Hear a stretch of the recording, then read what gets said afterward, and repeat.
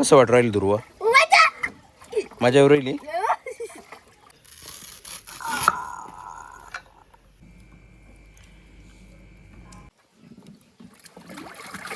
नमस्कार मित्रांनो, आपले पुन्हा स्वागत आहे एका नवीन ब्लॉगमध्ये. सकाळचा टाईम आहे, आंघोळ वगैरे झालेली माझी, हनुमान चालीसा पठण झालेलं आहे. आणि आज आहे ना, सूर्य आलेला नाही आहे, आभळ आलेलं आहे, बऱ्यापैकी ढग आलेलं आहे. त्याच्यामुळं असा कडकडीचं ऊन पडलेलं नाही आहे. बघू शकता, हा सूर्य असा लपलेला आहे ढगाड.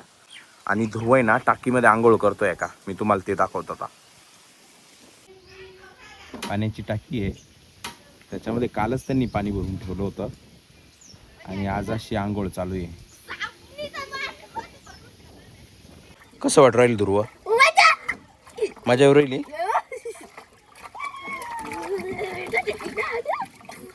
ते बॉटल मध्ये काय आहे? हे बाय, नाक दाबायचं आणि खाली डुबकी मारायची. मार डुबकी, मार डुबकी, मार. पूर्ण जायला पाहिजे, डोकं दाब जाय. अरे डोक्यावर पूर्ण पाणी यायला पाहिजे. इकडे मी चहा घेतोय आणि रुची हा केशर आंबा खातीये. हा घरचा आंबा आहे. कैऱ्या भिजू घातलेल्या आहे लोणचं बनवण्यासाठी. इतक्या आहे साधारण, वजनीने सांगता येणार मला, अंदाजे भिजू घातलेल्या आहे त्या. आणि याचे देठ कापून घेतलेले कालच. तर आता ह्या फोडायच्या आहे, म्हणजे कापून घ्यायच्या आहे, ते दाखवतो आता मी तुम्हाला. इतक्या आहे साधारणतः, एक बादली भर आहे आणि एक छोटं पातेलं आहे. तर इथे काय केलेलं आहे ना, मी एक टब घेतलेला आहे आणि त्या टबमध्ये या कैऱ्या काढून घेतो आहे. आता त्या काल भिजू घातल्या होत्या आणि त्यांचे देठही कालच कापले होते, त्याच्यामुळे थोडेसे काळे झालेले त्यांचे देठ. आता या टबमध्ये काढायचा उद्देश असा की मला या बाहेर घेऊन जायचं आहे, पडवीत घेऊन जाणार आहे मी आणि पडवीमध्ये जाऊन कैऱ्या फोडणार आहे. आणि दुसरं असं की इथंच चेक करून घेतो एखादी पिकलेली वगैरे आहे का त्याच्यामध्ये. जर पिकलेली असेल तर इथंच बाजूला काढून ठेवायची आणि आंब्यासाठी आपण ती वापरू शकतो. हे एक होतं. पण शक्यतो मला पिकलेली भेटली नाही याच्यामध्ये. मी पूर्ण ज्या कैऱ्या काढल्या ना, त्याच्यामध्ये मला पिकलेली भेटली नव्हती. आणि मी कैऱ्या पण मोजून घेतो आहे, कारण पहिल्या कैऱ्या पण मोजलेल्या नव्हत्या. आणि ह्या पूर्ण कैऱ्या अंदाजी टाकलेल्या माझ्या आईनी, वजन वगैरे काहीच केलेलं नाही. पूर्ण ती जे लोणचं बनवणार आहे तिच्याच अंदाजाने बनवणार आहे. आणि मसाले एकदम बेसिक वगैरे वापरते ती, सुट्टेच मसाले आणते. आणि एखादं पाऊच वगैरे जे राहतं रामबंधू लोणच्याचं, ते वगैरे टाकते त्याच्यामध्ये. दुसरं काही वगैरे टाकत नाही. बाकी घरचेच बेसिक मसाले असते पूर्ण. आणि काही बाजारातून आणलेले असते, जसं लवंग वगैरे हे बाजारातून. बाकी लसूण वगैरे, मोहरी वगैरे हे पूर्ण घरचंच असतं आमचं. 87 कैऱ्या या टोटल, 87. तर आता हे कॉटनचं उपरणं घेतलेलं आहे आणि ह्या कैऱ्या ज्या आहे ह्या व्यवस्थित पुसून घ्यायच्या अशा. आता या, तर आता ही तनू काम करणार एवढं सगळ्या पुसून घ्यायच्या व्यवस्थित आणि क्लीन होईल मग त्या एकदम. आणि भिजू घातल्यामुळे ना रुची करणार आहे ते काम. आणि भिजू घातल्यामुळं त्याची पूर्ण घाण निघून जाते व्यवस्थित, म्हणून त्या भिजू घालायच्या. हो हा, कैरी आंबा नाही. हे अशा पुसून घ्यायच्या व्यवस्थित आणि साधारणतः अशी घाण निघते. हा, पुसून द्या आता व्यवस्थित.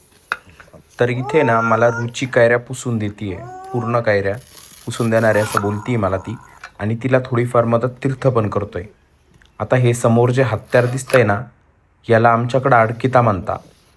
तर हा अडकिता साधारणतः विळीचाच असतो, विळीसारखाच असतो, पण थोडा मोठा असतो आणि मूवेबल असतो, म्हणजे पूर्ण सपाट असतो.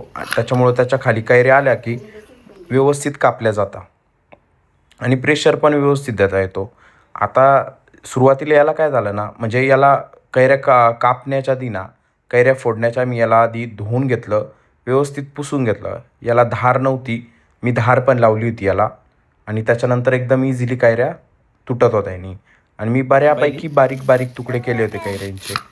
असं माझं काम चालू होतं. ऑफिसचं काम स्टार्ट होण्याच्या आधी मला या कैऱ्या कापून घ्यायच्या होत्या, फोडून घ्यायच्या होत्या. आता पहिलं काय होतं ना, पहिल्या अशा अडकिता नव्हत्या. किंवा असे कटर नव्हते. तर पहिलं जे होतं ना वाकस होता, वाकसनी कैऱ्या फोडावं लागायच्या, लिटरली फोडावं लागायच्या. कैरी अशी ठेवायची आणि तो असा मारायचा कैरीवर, मग त्यांनी 2 तुकडे होत होते कैरीचे. त्याच्यामध्ये व्हायचं काय ना, कैरीला भरपूर मार लागत होता, तर पाणी पाणी होऊन जात होतं कैरीचं एका साईडला. जी खालच्या साईडला बाजू असायची ना तिचं जास्त पाणी होतं. पण ह्या पकडीच्या साह्याने किंवा ह्या आपण काय आडकित्याच्या साह्याने इतका पाणी पाणी होत नाही कैरीचं, जास्त असं दबल्यासारखी होत नाही, व्यवस्थित एकदम कट केल्या जाते. आणि दुसरी गोष्ट वाकस आहे ना कुऱ्हाडीसारखाच असतो, फक्त कुऱ्हाड उभी असती, जी धार असती ना कुऱ्हाडीची उभी असती, आणि वाकस जी असते ना त्याची धार जी ना ती आडवी असती. आणि वाकस हा छोटा असतो साईजनी, कुऱ्हाड ॲज कम्पॅरिझनमध्ये थोडी मोठी असती. तर हे एक होतं.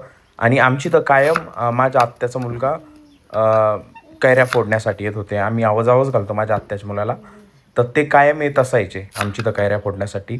आज मी मागच्या वर्षी एम-पीच्या तात्या जो आहे त्याने आम्हाला कैऱ्या कापून दिल्या होत्या. ते विळ्याने कापून दिल्या होत्या. त्यांच्याकडे जो विळा असतो दरात, ती मी मागं व्हिडिओमध्ये दाखवलेला आहे, तर त्या दरात तिने कापून दिलेल्या होत्या. तर आज म्हणजे ह्यावेळेस तर ते इथं नाही आहेत.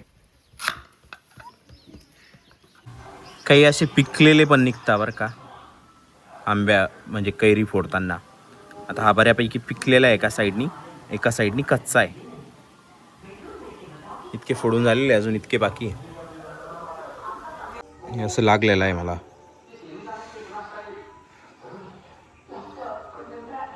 झाल्या कापून आता हे पुसून घेत आहे. तीर्थरेखा उद्योग नको करू. आता मी जातो माझ्या कामाला. साधारणतः 2 वाजता मी खाली आलो होतो. हे कुरकुरे केलेले घरच्यांनी, थोडे तेलकट झालेले पण एकदम प्रॉपर आहे चवीला पण. आणि इथे तळाईचं काम चालू होतं. जसे तळत होते तसे पोरं घेऊन जात होते खायला. असे चालू आहे साधारणतः तळाईचे काम. आणि हे असे माझा भाऊ काही कारणास्तव संभाजीनगरला गेलेला आहे, त्याच्यामुळे त्यांनी मला सांगितलं की विहिरीवर चक्कर मारून ये. तर मी आलेलो आहे विहिरीवर, गाडीच घेऊन आलेलो आहे कारण काम चालू होतं माझं. आणि तुम्हाला दाखवशी वाटलं हे भारी एकदम म्हणून. आणि हे गिन्नी गवत आहे जे साधारणतः उन्हामुळं भरपूर कलर बदललेला आहे त्याचा, सुकलेलं आहे ते. हे बघा असं थोडा सुकलेलं दिसतंय उन्हामुळं.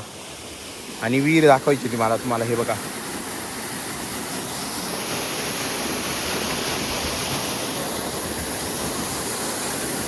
हे दोन्ही पण बोरवेल आहे चालू आहे सध्या. ते हा खालचा जो आहे तो लांब आहे थोडा, आणि हा जो आहे इथं तळ्याच्या त्या साईडनीच आहे.